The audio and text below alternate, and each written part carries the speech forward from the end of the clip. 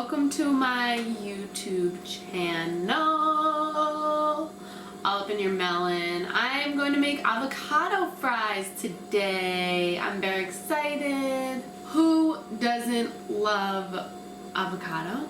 And who doesn't love fries? And if you haven't tried frying them before, you should, because it comes out great.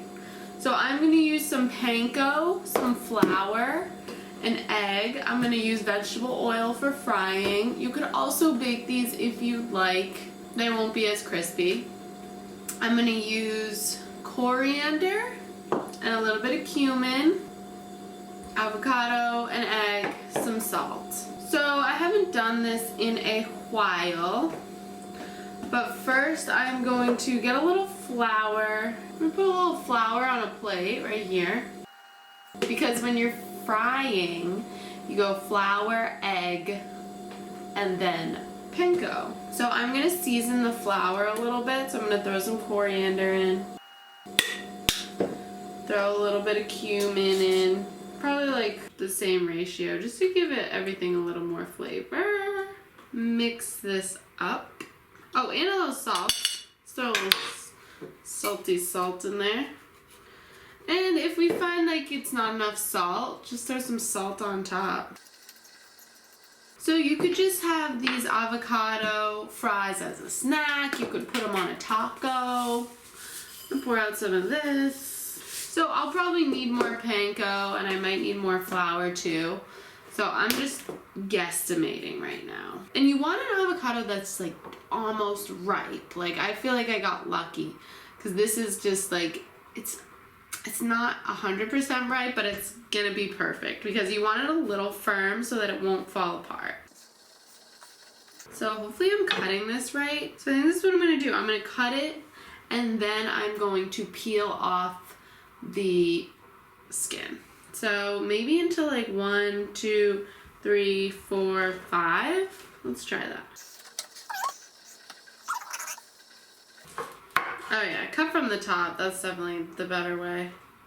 And I guess I'm just gonna cut it into 4 different pieces.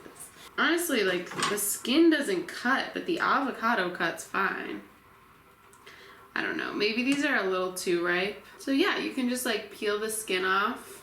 I honestly never know how to get the pit out. I usually just stick it in and then go like that, and then you just hit this over the trash. It comes right out. Slice this avocado.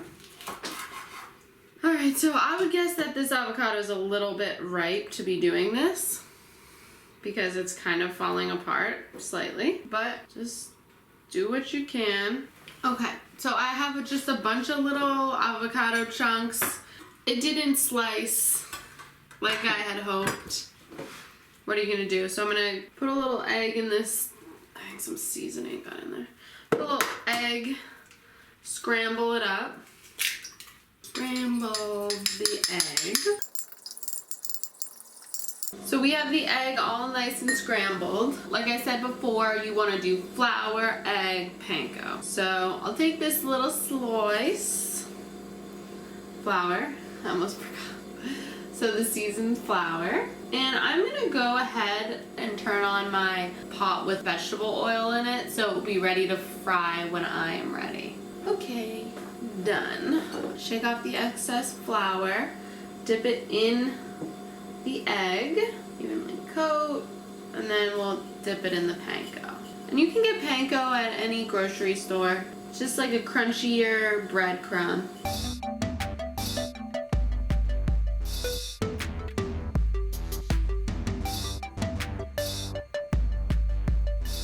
I need more panko, so that's kind of why I keep one hand clean, so that if I need anything I can just grab it. So this is the panko I bought. This is what they look like pre-frying. We can test out if it's ready with just like a, yeah, so it looks like it's ready. So I'm gonna throw the fries right in.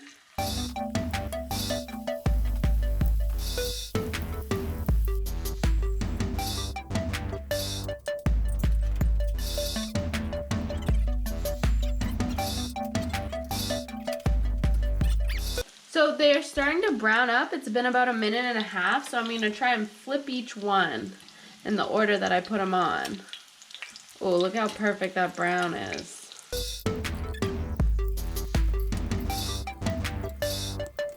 We're going to let these on this side brown up a little more. I don't think they're quite ready yet.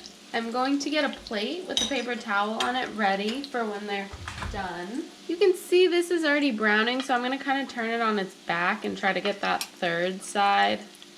Because they're not all the same shape, it's not going to work for every one. And I think I'm just going to take this one off. Yeah, see how perfectly that is. I'm going to say this one's probably done. Yep. You have to be really careful because you don't want to burn the panko. This one's starting to come apart, so we're just going to take it off.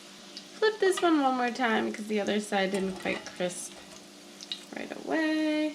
So that only took about 7 minutes, and look how perfectly crispy these are. So good. And I remembered that I want to make a quick Chipotle mayo. So we'll just do almost a tablespoon of mayo. Well, we'll just do a full tablespoon. A little bit of sour cream just because I have it. We were making tacos this week, so that's why we have some sour cream. And then, because I have it, Chipotle seasoning. So if you really made it, you'd get those Chipotle peppers and you'd blend it all together. But I'm just gonna try doing it like this and put a little salt in and see how it tastes. Do a little more. Oops, that was kind of a lot more, but we want it to taste like Chipotle, so I would say the rule of thumb is if you use a dried spice, you want to use almost double the amount of spice that you'd use for fresh. See, like, you can barely taste the Chipotle. You really, yeah, you gotta just lay it on a little bit more. I wonder if I put in like just, yeah, I think I'm gonna put in just a tiny bit of hot sauce as well. Alright, I don't know if you guys remember, but this salsa brava is like the super hot one that I like died when I tried it. And I know this is probably stupid, but I'm gonna just put the smallest bit and hope that the mayo, oh, I got a toothpick. Hope that the mayo kind of evens it out. Okay, let's try it. So freaking good. Perfect. Tiny slight kick. That's amazing. Yum. Okay, let's try it. Oh my god. Holy moly, guys. If you haven't fried an avocado yet, you have to do it. So crispy. So ooey gooey on the inside. Like, holy shit. And this Chipotle mayo, tiny bit of kick, just creamy, delicious, pairs perfect. Well, thank you for watching. I hope you have a great night or day. Those are the only two, night and day, right? Bye.